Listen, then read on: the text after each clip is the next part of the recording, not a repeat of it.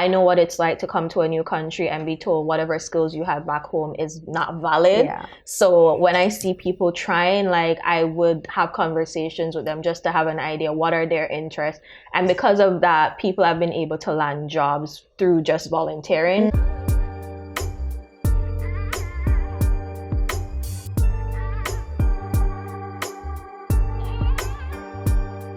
Hi everyone, welcome to my channel. My name is Reni. If you're new here, welcome. And if you're a returning subscriber, welcome back. On my channel, I make content around financial literacy, career development, and lifestyle. So if that's something that interests you, feel free to hit that subscribe button. And whether you are new or returning, please hit that like button because it really helps my channel grow. Okay, please. I'll give you a second actually to hit that button because you guys have not been hitting it lately. You guys have not been, but then you'll be in my DMs telling me that you like the video. So I want you to hit that like button publicly so I know that you like the video. Okay, anyways, so you can see I clearly have a very special guest here. This is Maggie. Hey everybody. And Maggie is a fellow YouTuber here in Toronto, and she's gonna tell you all about herself. So I would love you to tell us. Hey everyone, so my name is Maggie. I go by CharisMaggie and my channel CharisMaggie TV. So I do content around, cultural education, and it's mainly focused on showcasing cultures and countries through lived experience. So that's pretty much it in a nutshell. So if you're curious about that, subscribe. Come over. Yes, I'll make sure to leave her details in the description box and maybe up here as well so you can see it. But yeah, Maggie makes great videos and you'll learn a lot about different cultures from her. One thing that we are going to talk about today is volunteering. And you may be like, what does that have to do with these different cultures? Like, why did you bring Maggie to talk about volunteering? But Maggie came to Canada. What year did you come to Canada? Like 2014. In 2014. And she's used volunteering to help herself get full-time work, but also to help a lot of other people get meaningful work as well. So today, that's what we're going to talk about. A lot of you asked me about career videos, so that's what we're going to do today. We're going to talk about how you can use meaningful volunteer work to get a job afterwards. I know a lot of you are new immigrants to Canada, newcomers to Canada, so this will be helpful for you. So do you want to tell us how you've actually been able to use volunteering to get a job? Yeah, so it's really like when I was in school, sometimes it's not easy for you to just find a job right away. Mm-hmm. So it's good for you to find, clubs or any kind of social group that offers some type of volunteer experience. Mm-hmm. And you use that to kind of make a name for yourself. So going above and beyond, as they say. Yes, keener. Yeah, so when they hire in, you're first in line. They remember you, you did that thing. So true. Yeah, I've been able to volunteer, and it helped me to pretty much not pay rent on dorm for 3 years because I was a resident assistant for that 3-year time. But my first semester I actually started with volunteering first in the res council.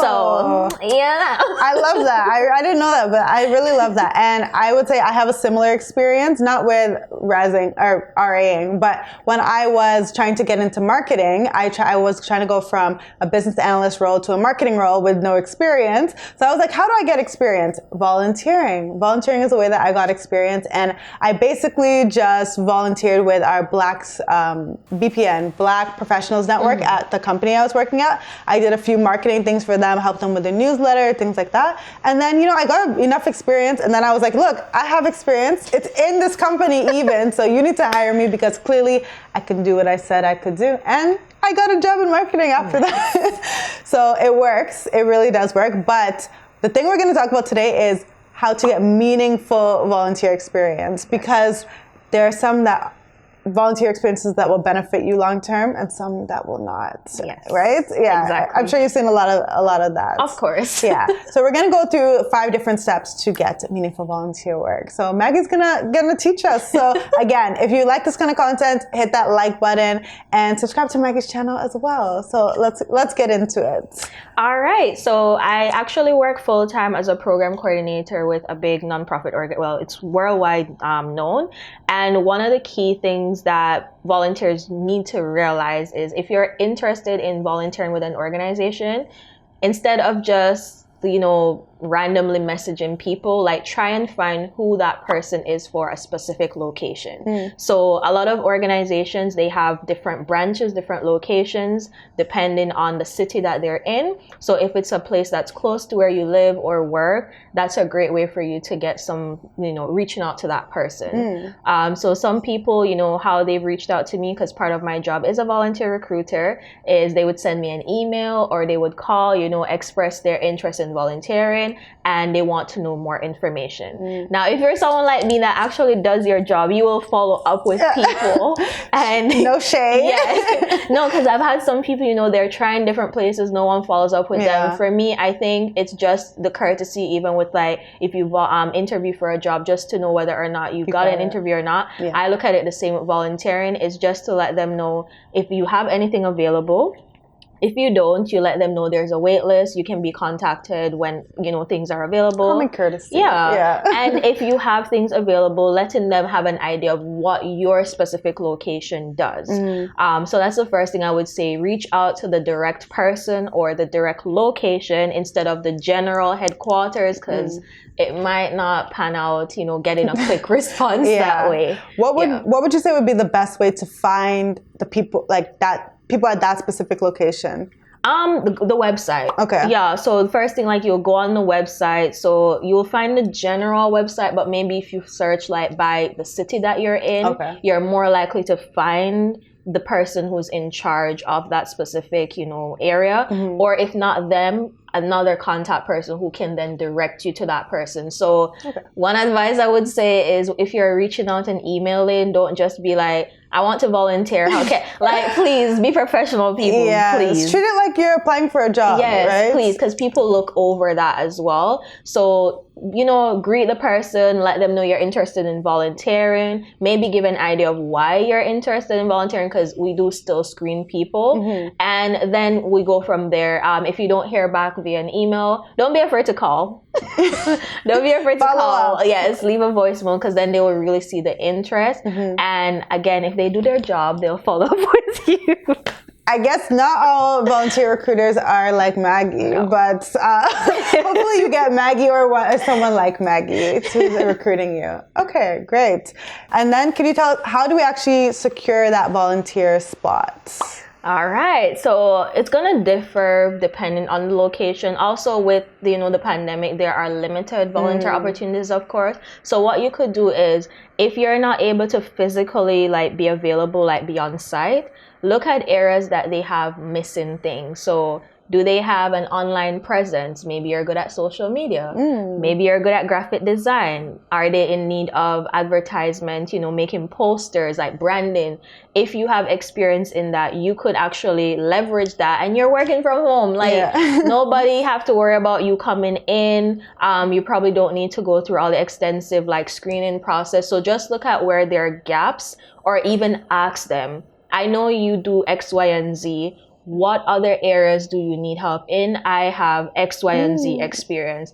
And if they're smart enough, they will know how to utilize your skills. Yes. So, for example, before the pandemic, there was a food cooking or a cooking class that I developed with some placement students, and we needed to have the actual menu and the ingredients, things made up. I had a volunteer that she had experience in graphic design, but because she didn't have work experience in Canada, she couldn't get any jobs. This was a way for her to get some experience, and then she could put it on her resume. If she needs a reference, I would, of course, gladly give her one, right? See?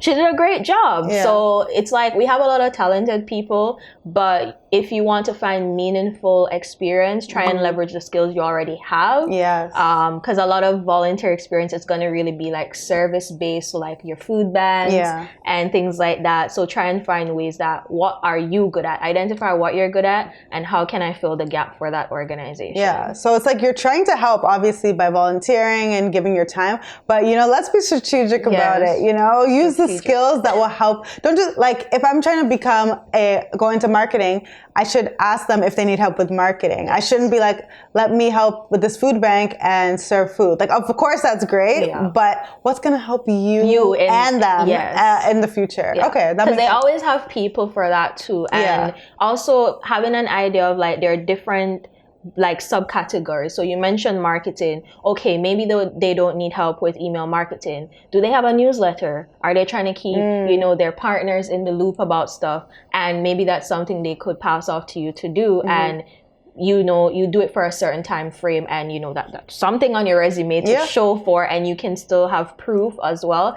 Document, please. Yes. Reni always talks about her tada list. Yeah. Have a tada list too for when you volunteer, please. Yes. It helps you to track. We're begging you, please. It helps you to track what you're doing, and also it makes it easier in the process that when you are looking for jobs and you're trying to lay out the description, you give yourself a nice title and you can lay out the roles as well. So, do you think that nonprofits are receptive to when you ask to like create a role, basically? Do you think they're typically receptive, or how does that work? Like, I want to be, like, you guys have no marketing presence, let me help with your marketing. Do you think they're typically receptive, or does it depend? I think it depends, to be honest. So with where I work, because we're one branch out of the many, I can look at what is it that I know we're lacking in, and it doesn't have to be a title that is public per se, but it's just for helping that person. They're helping me in return. How can I help them as well? So it's just something that they can put on their resume. So instead of just food bank worker, maybe it's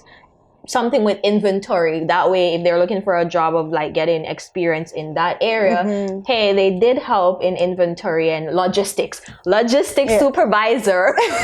See that big title. You went from like food bank, like shelf stocker to logistics supervisor, so it depends, but you can always suggest it. The worst they can do is say no. Yeah. We always say this, right? The worst anyone can say is no. So always shoot your shot. You never know what could come out of it, right? Yeah. I didn't have marketing experience when I asked to help them with their marketing, and they were like, "Yeah, sure, we would love that." Because it's free. Here's my thing, and I encourage this for any nonprofits, whether you're big scale, small scale. If you have people who can actively use their skills to help you with your mission, find ways to be flexible. Sometimes we have people they're so rigid in their ways of how things are done. You can be flexible. People should be able to do stuff from home. And how is it that it can be done while still keeping you in the loop? Of course, if they're posting on social media, maybe you have things run by you first, just to make sure it's still in line with your brand voice. That is still something that it's less work for you. All you're doing is revising it, seeing if it's okay, and then you're giving the go ahead, and they do everything else. So be smart about that as well, my fellow volunteer recruiters. And then once you're actually in the role, how do we add value as a volunteer? And yes. Now that you're there, you're able to see everything that's going on. You're able to bring a fresh perspective. You have fresh eyes of what is lacking, what can be done differently for efficiency. Personally, I'm grateful for when I have placement students, because I can't always interact with clients. I can't always see what are the needs. So with them being there, they're able to then, I always have like a report, sit down, just chat session with them at the end of the week to have an idea of what worked, what didn't work, what were some of the basic needs or high demands you noticed for this week. And from what they mentioned, I'll try and implement it in the partners that I'm reaching out to develop relationships with, programs that we may start developing, grants when we're applying for grants. Here's something that I can apply for a grant for because it is a need. So it's just a great way for you to add value in that way, because you're bringing fresh eyes. And if you weren't able to leverage first the skills that you have already, maybe that was the way for you to get your foot in the door to then do the reverse of what I mentioned in the beginning. So it's like helping to take that load off.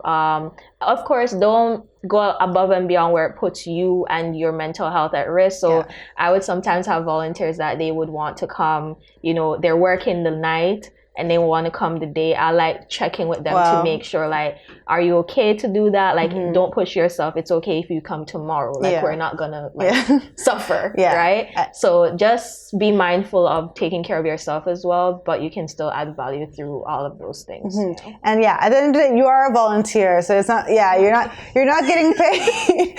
So I think this is gonna be the theme of this episode, I don't know, but the theme of this video, but basically, be strategic in all the actions that you make. Add value, but don't do the most where it's impacting your mental health, because your mental health is the most important thing, Yeah. ultimately. And don't be afraid to have conversations as well with whoever is a supervisor. They can have an idea of what it is that you have an interest in, because then they can help to put you on to opportunities that are out there. I don't know about for anybody else, but personally, I know what it's like to come to a new country and be told whatever skills you have back home is not valid. Yeah. So when I see people trying, like, I would have conversations with them just to have an idea what are their interests. And because of that, people have been able to land jobs through just volunteering, but they were strategic, and I also helped them in being strategic that even if you have to leave with me, it's okay. Yeah. Like, I'm not expecting, like, people would be so afraid to be like, I have to stop now because I got a job. I'm like, oh my gosh, you got a job. They're all sad. I'm like, why are you sad? Like, this is good. This is what we wanted for you. Yeah. So, yeah. Okay, so that brings me to my next question. How do we know when is the right time to leave and move on from our volunteer roles? Because it's not forever, oftentimes. Like, some, maybe for some, you can volunteer for years and years and years, but not always. So when do we know, how do we know when to move on? So I know for some organizations, they have like a form that tells you or allows you to say like whether it's 6 months or more or less than 6 months. In that area, I would advise maybe put in the less, just because you don't want to be stuck in case you get a job. Because I don't know how other recruiters are, if they would expect you to keep up that commitment. Some processes are more rigorous. I'm more flexible where I'm, working. But have a set goal for yourself that if you want to do 6 months, that's the time that you feel like you would get enough experience to do what you need to do, then put 6 months. Okay. And look for other like opportunities within the organization. So even though you started at this location, maybe they can then connect you to the other departments that are there for you to, like what you did, like you moved up the ladder within the same, get what I mean? So yeah. Okay. But then what if there is no, like, what if their intake process is, like, for me, there was no intake process that said, how long do you want to be part of it? It was just like, oh, you're in. So. Oh, just be transparent. Okay. Yeah, you can just let them know, my commitment level for this is X, Y, and Z amount of time. Just so they know. Like, don't expect me to be here for a Forever. year. Yeah. Yeah. Fair enough. Yeah, you can be, especially if it's like a role that they didn't have before and you're offering it. That's true. You can tell them, I can commit to this role for this time period. Okay. And that gives them an idea of how much work they can allow you to do during that time. And they are strategic in what they give you to do as well. Yes. So. Are there like any signs that can tell us like it's time for you to leave? Like any signs? Like, man, when you're getting frustrated with how stuff is probably moving, you feel like your voice isn't heard. Because volunteers, to me, I feel like they still bring value. Even if they're not a paid employee, they can still add value to how things can operate. And it's not like you're shutting people down. Like, I'm very mindful too in like shutting down ideas. I would explain why it can't work, why it can. So if you're feeling frustrated, if you feel like it's making you lose out on other opportunities, it's time. Yes. Again, be strategic. Like, if you're using this 3 months to build up your resume, get a role. Once you get that role, but of course you can continue to volunteer, but maybe lower the amount. Yeah, lower your workload. Yeah. Maybe you're not able to create the whole newsletter anymore, but maybe you can help to, gather some material. Yeah. Okay, sounds good. Okay, so lastly, now that we know all about volunteering and like the importance of it, how we can get volunteer experiences, what are like some practical tips about how to use that volunteer experience to get your final job?